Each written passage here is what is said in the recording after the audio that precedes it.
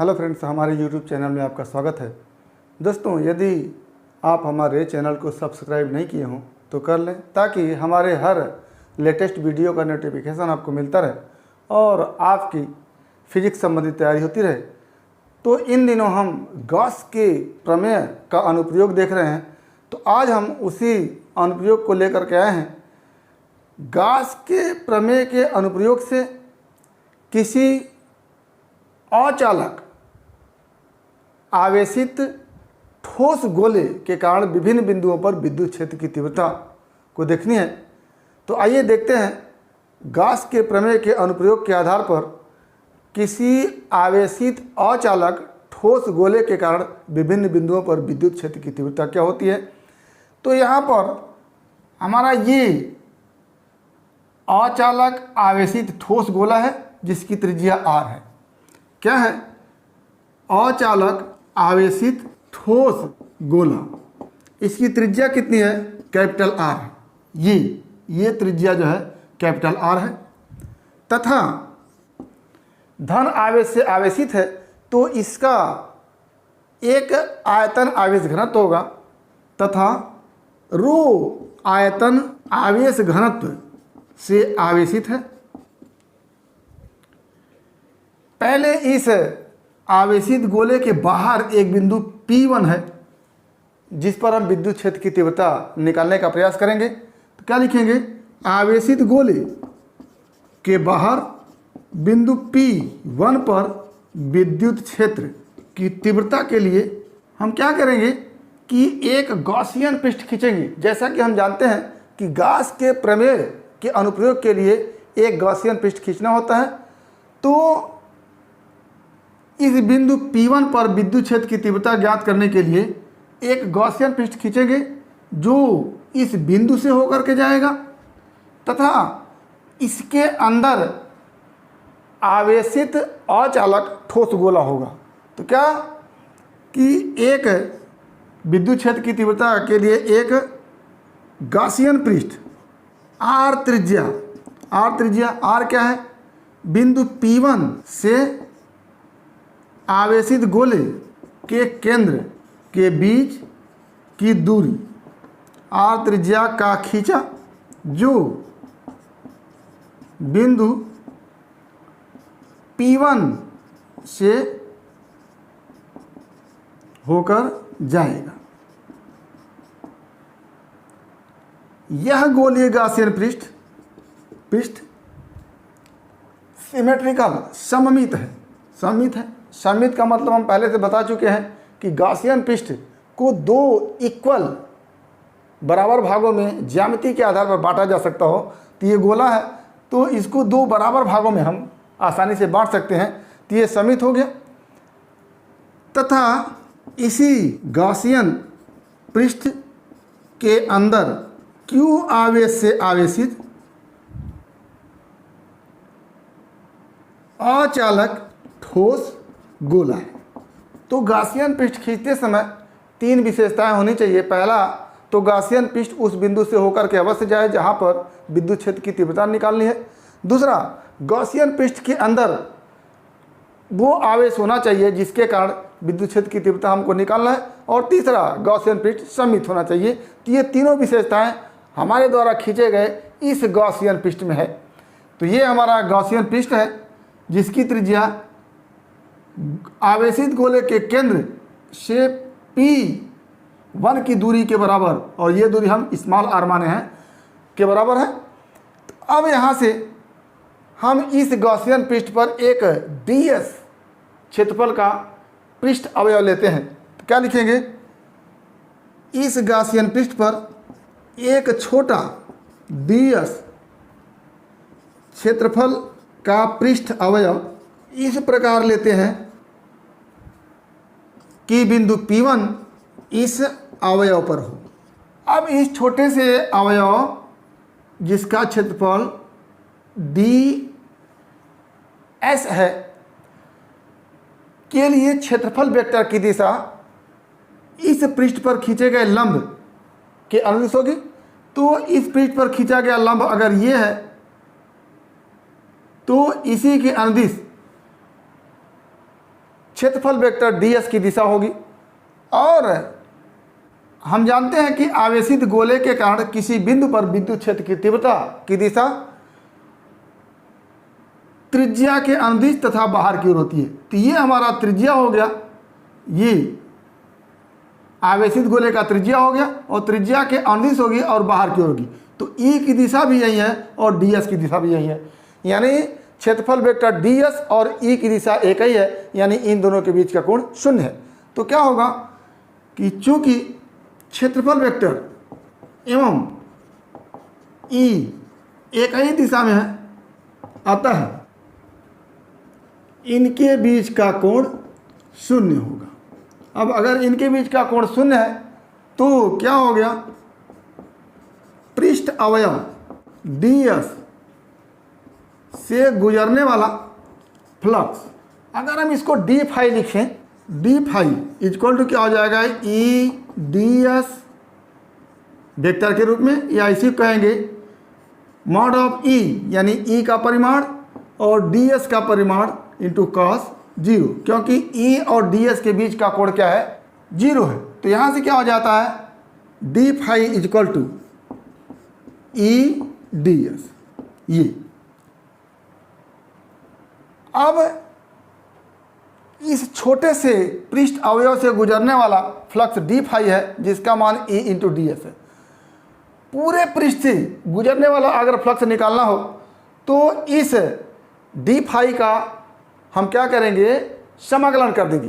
तो क्या निकल जाएगा, संपूर्ण गॉसियन पृष्ठ से गुजरने वाला फ्लक्स क्या हो जाएगा, फाई कैसे प्राप्त होगा, इस d फाई का क्या करेंगे, समाकलन कर देंगे।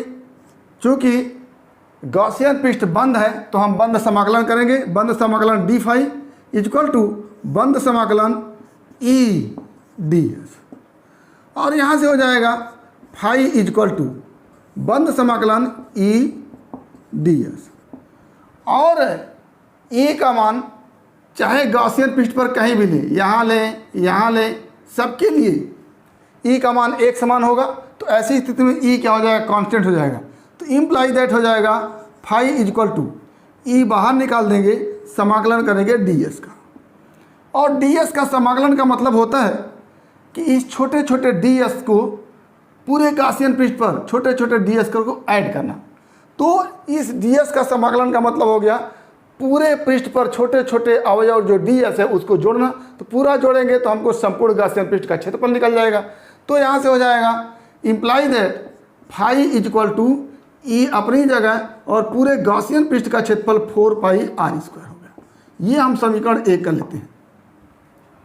अब हम गॉस के प्रमेय को देखेंगे। तो गॉस का प्रमेय ये कहता है कि इस गॉसियन पृष्ठ से गुजरने वाला जो फ्लक्स होगा वो इस गॉसियन पृष्ठ के अंदर जितना भी आवेश होगा उस आवेश का 1/ε0 गुना होगा। तो क्या लिखेंगे, गॉस के प्रमेय के अनुसार गॉसियन पृष्ठ से गुजरने वाला संपूर्ण ये फाई इक्वल टू क्या हो जाता है, इस गॉसियन पृष्ठ के अंदर जितना आवेश है उसका 1/ε0 गुना 1/ε0 इंटू क्यू। क्यों, क्योंकि क्यू इस गॉसियन पृष्ठ के अंदर पूरा आवेश है। अब ये इक्वेशन 2 हो गया। इक्वेशन 1 और इक्वेशन 2 से देखें अगर तो हम क्या देखेंगे, यहाँ पर फाई इक्वल टू इतना है और यहाँ पर फाई इक्वल टू ये है। तो इक्वेशन 1 एंड 2 से क्या मिलेगा हमारे पास, E into 4 pi r square equal to Q/ε0, और यहाँ से हो जाता है हमारे पास E equal to 1/4 pi ε0 Q/r square. ये एक फार्मूला बन जाता है यहाँ पर बिंदु P1 पर E के लिए। अब इसी फार्मूले को अगर हम देखें ध्यान से तो ये पता चलता है कि कोई आवेश Q है, Q से R दूरी पर अगर कोई बिंदु P हो तो P पर विद्युत क्षेत्र की तीव्रता का फार्मूला है। जैसे यहाँ पर आवेश Q है और यहाँ पर अगर R दूरी पर कोई बिंदु P है तो यहाँ पर विद्युत क्षेत्र की तीव्रता जो होती है 1/4 पाई ε0 Q/r स्क्वायर होती है। तो अगर पूरा का पूरा आवेश Q इस केंद्र पर हो जाए तो इस Q से इस P1 की दूरी R के बराबर हो जाएगी और इस Q के कारण भी विद्युत क्षेत्र की तीव्रता P1 पर यही होगी। यानी ये पूरा का पूरा आवेश अगर यहीं पर रख दें तो भी विद्युत क्षेत्र की तीव्रता यही होगी। तो पूरा गोलीय आवेश एक बिंदु आवेश की भांति व्यवहार कर रहा, जो कहाँ हो, इस गोले के केंद्र पर हो। तो क्या लिखेंगे कि चूंकि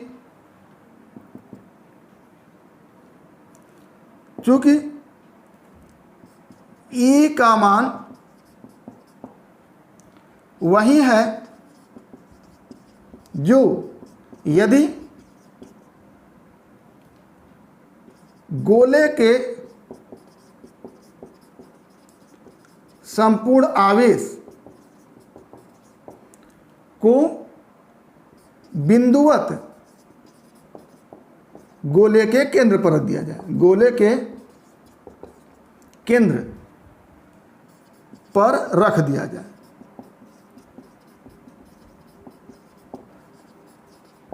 अतः इस y बिंदु के लिए यह आवेशित गोला है। इस आवेशित गोले के y बिंदु P1 के लिए ये आवेशित गोला उसी प्रकार व्यवहार कर रहा है जैसे कि एक बिंदु आवेश Q हो। तो क्या लिखेंगे यहाँ पर कि y बिंदु P1 के लिए आवेशित गोला उस बिंदु आवेश की भांति है जो गोले के केंद्र पर हो। कहने का आशय यह है कि इस पूरे गोले के कारण विद्युत क्षेत्र की तीव्रता वही है जो इस गोले पर पूरे आवेश को केंद्र पर रख दिया जाए तो विद्युत क्षेत्र की तीव्रता होगी। यानी ये पूरा गोला इस बिंदु आवेश की भांति व्यवहार कर रहा है जो कहाँ हो, इस गोले के केंद्र पर हो। अब इसी फार्मूले को हम दूसरे रूप में लिख सकते हैं। कैसे? अब इस गोले पर जो आवेश है उसका आयतन आवेश घनत्व रो है। तो अगर आयतन आवेश घनत्व रो में हम इस गोले के आयतन से गुणा कर दें तो पूरा आवेश निकल के आता है। यानी क्या लिखेंगे, गोले पर संपूर्ण आवेश Q बराबर रो इंटू आयतन 4/3 पाई कैपिटल R3, क्योंकि इस गोले का त्रिज्या कैपिटल R है। अब यहाँ से हम इस Q का मान यहाँ पर रख देते हैं। क्या लिखें कि Q का मान E = 1/4 pi of silent 0 Q/r² में रखने पर तो y बिंदु के लिए एक E का मान तो ये आ गया, अब दूसरे E का मान आएगा। क्या होगा? E = 1/4 pi of silent 0, Q का मान हो जाएगा 4/3 पाई R3 pi capital R3 into rho, ये Q का मान होगा और बटा क्या हो जाएगा, स्मॉल r का स्क्वायर। यहाँ से हमारे पास बन के आएगा E = रो/3 ऑफ साइलेंट 0, ये 4 पाई से कटा और ये हो गया रो/3 ऑफ साइलेंट 0 कैपिटल R3 बटे स्मॉल r²। ये एक फार्मूला ये हो गया। यानी इस आवेशित गोले के कारण y बिंदु पर विद्युत क्षेत्र की तीव्रता का फार्मूला एक ये हो गया और दूसरा ये हो गया। अब हम चलते हैं इस गोले के पृष्ठ पर स्थित बिंदु P2 पर विद्युत क्षेत्र की तीव्रता के लिए। तो अगर हम P2 को देखें तो P2 की केंद्र से दूरी क्या है, कैपिटल R है। ये जितनी की आवेशित गोले की त्रिज्या है, आवेशित गोले की त्रिज्या कैपिटल R है, तो ये P2 की केंद्र से दूरी क्या हो जाएगी, कैपिटल R हो जाएगी। तो जहाँ हम इस फार्मूले में R रखे हैं, स्मॉल r रखे हैं, वहाँ क्या रख देंगे, कैपिटल R रख देंगे, तो इस पृष्ठ पर विद्युत क्षेत्र की तीव्रता निकल जाएगी। क्या लिखेंगे कि गोले के पृष्ठ पर स्थित बिंदु P2 पर विद्युत क्षेत्र की तीव्रता के लिए क्या हो जाएगा, स्मॉल r = कैपिटल R। अब बिंदु P2 की दूरी केंद्र से हम लेंगे, केंद्र से हमेशा दूरी ले रहे हैं, तो P1 की दूरी जो स्मॉल r लिए हैं, अब P2 की दूरी क्या लेंगे, कैपिटल R लेंगे। तो क्या हो जाएगा, तो E = क्या हो जाएगा, 1/4 पाई ऑफ साइलेंट 0 Q/कैपिटल R का स्क्वायर। एक तो ये हो गया गोले के पृष्ठ पर, और दूसरा क्या होगा, दूसरा इस फार्मूले में रखेंगे आप, तो दूसरा निकल जाएगा। तो क्या हो जाएगा, ई इज इक्वल टू तथा E is equal to rho upon 3 epsilon 0 capital R cube अपनी जगह और स्मॉल आर की जगह कैपिटल आर हो जाए तो कैपिटल आर स्क्वायर हो गया। यहाँ से क्या हो जाएगा, E is equal to rho upon 3 epsilon 0 into capital R. ये दूसरा फार्मूला हो गया। तो पृष्ठ पर के लिए दो फार्मूला बना, एक ये और दूसरा ये। अब आगे हम चलते हैं, इस आवेशित गोले के अंदर कोई बिंदु P3 है, ये बिंदु P3 है, यहाँ पर विद्युत क्षेत्र की तीव्रता हमको निकालनी है। तो बिल्कुल जैसे यहाँ हम किए हैं गोले के बाहर बिंदु P1 पर विद्युत क्षेत्र की तीव्रता निकालने के लिए, वैसे ही इस बिंदु पर निकालने के लिए हम क्या करेंगे, एक गॉसियन पृष्ठ खींचेंगे गोली जो P3 से होकर के जाएगा और जिसकी त्रिज्या P3 और C के बीच की दूरी के बराबर होगा। तो मान लेते हैं इसकी भी दूरी r हो। तो ऐसी स्थिति में क्या हो जाएगा, क्या लिखेंगे कि गोले के अंदर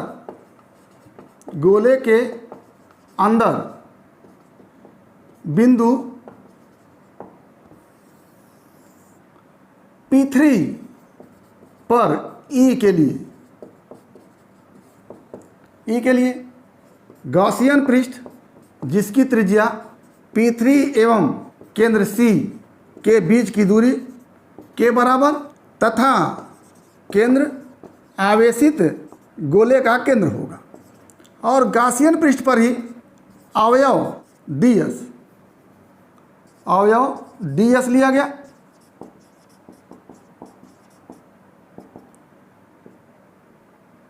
जिससे गुजरने वाला फ्लक्स, जैसा कि हम यहाँ के लिए देखे थे, E into d s equal to क्या हो गया, डी फाई। अब इसका जब हम इंटीग्रेशन करेंगे, समाकलन करेंगे, क्या निकलेगा, phi equal to E into 4 pi r square, E into 4 pi r square. ये तीसरा समीकरण हो गया। अब आगे फिर गॉस थ्योरम हम लगाएंगे, क्या हो जाएगा, गॉस के प्रमेय के अनुसार फाई इज इक्वल टू क्या हो जाएगा, 1 upon epsilon 0 into Q dash. Q dash क्यों, क्योंकि ये आपकी बार गॉसियन पृष्ठ ये छोटा सा है, ये छोटा सा गॉसियन पृष्ठ है। तो हम गॉस के प्रमेय का उपयोग करते समय वही आवेश लेते हैं जो गॉसियन पृष्ठ के अंदर होता है। तो हमारा गॉसियन पृष्ठ जब ये है तो इसके अंदर का आवेश जो होगा वो पूरा क्यू ना होकर के केवल इतना इस गॉसियन पृष्ठ के अंदर जो आवेश होगा वो होगा, और इस आवेश का मान हम क्यू डैश रख लिए। अब क्यू डैश इक्वल टू क्या हो जाएगा, since Q dash equal to rho आवेश घनत्व, आयतन आवेश घनत्व इंटू 4/3 पाई आर क्यूब। अब ये इसके अंदर जो आयतन होगा वो इस P3 से C के बीच की दूरी जो स्मॉल आर हम लिए हैं उसी की त्रिज्या के गोले के बराबर होगा। अब यहाँ से हम क्यू डैश का मान रख देते हैं, तो क्या हो जाता है, phi equal to 1 upon epsilon 0 into rho into 4/3 pi small r cube. ये हो गया गॉस थ्योरम के अनुसार। अब इस समीकरण को हम अगर 4 मान लें तो 3 और 4 से क्या हो जाएगा, इक्वेशन 3 एंड 4 से क्या हो जाएगा, E into 4 pi small r square. ये फाई यहाँ भी है, फाई यहाँ भी है, दोनों इक्वल है, इक्वल टू क्या हो जाएगा, 1 upon epsilon 0 rho into 4/3 pi R cube. और यहीं से E इक्वल टू क्या हो जाएगा, rho upon 3 epsilon 0 into small r. ये हमारा आ जाएगा इस आंतरिक बिंदु पर विद्युत क्षेत्र की तीव्रता का फार्मूला। तो हमारे पास 3 फार्मूले हुए, बाहर के बिंदु पर विद्युत क्षेत्र की तीव्रता, पृष्ठ पर विद्युत क्षेत्र की तीव्रता और अंदर के बिंदु पर विद्युत क्षेत्र की तीव्रता। तीनों को हम एक साथ थोड़ा लिखते हैं, तो क्या हो जाएगा, आवेशित गोले के बाहर बिंदु पर पहला E इक्वल टू क्या हो जाएगा, 1/4 pi epsilon 0 small q upon r square. और दूसरा इसी में है E equal to rho upon 3 epsilon 0 capital R q upon small r square. ये हो गया। अब आवेशित गोले के पृष्ठ पर क्या हो जाएगा, पहला E equal to 1/4 pi epsilon 0 Q upon capital R square, और दूसरा हो जाएगा इसी में E equal to ρ/3 epsilon 0 into capital R, और तीसरा हो जाएगा हमारे पास आवेशित गोले के आंतरिक बिंदु पर क्या हो जाएगा, E equal to ρ/3 epsilon 0 into small r। ये हमारे पास 5 फार्मूले होते हैं। गोले के बाहर किसी बिंदु पर विद्युत क्षेत्र की तीव्रता का 2 फार्मूला ये है, गोले के पृष्ठ पर किसी बिंदु पर विद्युत क्षेत्र की तीव्रता के लिए 2 फार्मूला ये है, और गोले के अंदर किसी बिंदु पर विद्युत क्षेत्र की तीव्रता का फार्मूला है। अब यहाँ से हम इस आवेशित गोले के कारण विभिन्न बिंदुओं पर या गोले के केंद्र से जैसे जैसे हम बाहर जाते हैं, जैसे जैसे दूर जाते हैं, वैसे वैसे विद्युत क्षेत्र की तीव्रता पर क्या प्रभाव पड़ता है उसका ग्राफ खींचेंगे। क्या है, मान लेते हैं ये हमारा गोला है और इसका केंद्र है, और ये y एक्सिस है और ये x एक्सिस है। तो केंद्र पर विद्युत क्षेत्र की तीव्रता को अगर देखें हम, ये वाला फार्मूला लेके चलते हैं गोले के अंदर के लिए, गोले के अंदर केंद्र है तो केंद्र के लिए ये फार्मूला होगा, या गोले के अंदर के लिए ये फार्मूला होगा। तो केंद्र पर r इक्वल टू 0 होगा तो विद्युत क्षेत्र की तीव्रता क्या हो जाएगी, 0 हो जाएगी। r इक्वल टू 0 और E इक्वल टू 0, इधर हम E दिखा रहे हैं और इधर हम R को ले चल रहे हैं। जैसे जैसे R का मान बढ़ेगा E का मान भी बढ़ेगा, क्यों, क्योंकि ρ/3 एप्सिलॉन 0 ये पूरा कांस्टेंट है, तो यहाँ से E अनुक्रमानुपाती हो जाता है R की। तो जैसे जैसे हम R का मान बढ़ाएंगे तो पृष्ठ तक विद्युत क्षेत्र की तीव्रता का मान क्या होगा, बढ़ेगा इस तरह से। और यहाँ पर पृष्ठ पर स्थित किसी बिंदु के लिए विद्युत क्षेत्र की तीव्रता ये होगी E equal to ρ/3 epsilon 0 into R। ये यहाँ तक का जो E होगा वो होगा ρ/3 एप्सिलॉन 0 इंटू R। इसके बाद जब हम आगे बढ़ते हैं तो ये गोले के बाहर आ जाता है, और गोले के बाहर जब हम चलते हैं तो E का मान दूरी के वर्ग के व्युत्क्रमानुपाती हो जाता है। R ये क्या है, E अनुक्रमानुपाती 1/r² कहें या E व्युत्क्रमानुपाती r² कहें। तो जैसे जैसे R का मान बढ़ेगा E का मान बड़ी तेजी से घटेगा। तो इस तरह से अब R का मान आगे बढ़ रहा है गोले के बाहर, तो विद्युत क्षेत्र की तीव्रता का मान इस तरह से होगा ये। और बिल्कुल यही ग्राफ इधर की तरफ बनेगा।